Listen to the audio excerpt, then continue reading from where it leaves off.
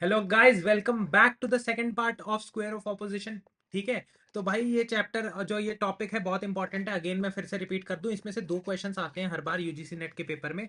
तो फटाफट से हम स्टार्ट करते हैं, एक बार क्वेश्चन देखते हैं। उससे पहले मैं बता दूं, जिसको यूजीसी नेट की कोचिंग पहला पार्ट या फिर ऑफलाइन कोचिंग चाहिए, जिसको वो जो बच्चे इंटरेस्टेड हैं वन टू वन इंटरेक्शन में, और जिनको चाहिए कि ऑनलाइन हमें कुछ समझ में नहीं आता या कम समझ में आता है या हमारे डाउट्स क्लियर नहीं हो पाते, तो उन बच्चों के लिए हम लोगों ने ऑफलाइन बैच स्टार्ट किया है साउथ दिल्ली कालू सराय में, हौस खास मेट्रो स्टेशन गेट नंबर 4 के जस्ट आउटसाइड। तो इस नंबर पे कॉल कीजिए अगर आप लोग इंटरेस्टेड हैं। चलो फटाफट से क्वेश्चन पे आते हैं। क्वेश्चन क्या कह रहा है, which of the following statement is contradictory. देखो, हमने लास्ट क्लास में हमने बनाया था चार्ट, जिसमें ए, ई, आई और ओ लिया था हमने यहाँ पर।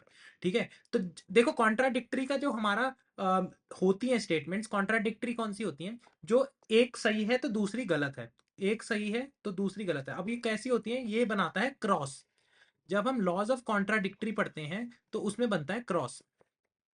क्रॉस यानी कि ए और ओ के बीच का रिलेशनशिप और आई और ई के बीच का रिलेशनशिप। अब याद करो, लास्ट वीडियो में मैंने बताया था A stands for all, E stands for no, I stands for some and O stands for some not. ठीक है, मैंने लास्ट क्लास में ये बताया था। अब देखो फटाफट से, ए स्टैंड्स फॉर ऑल, तो ये हमारा ऑल वाला ये हो गया। नो वाला हो गया आई ई, ई हो गया हमारा।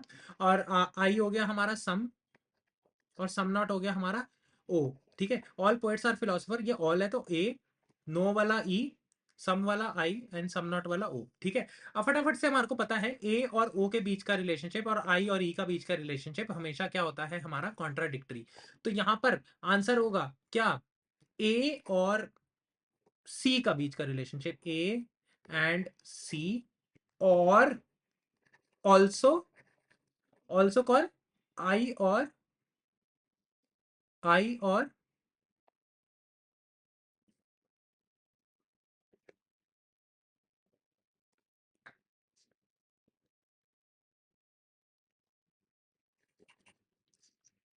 हाँ, ए और सी एंड ऑल्सो।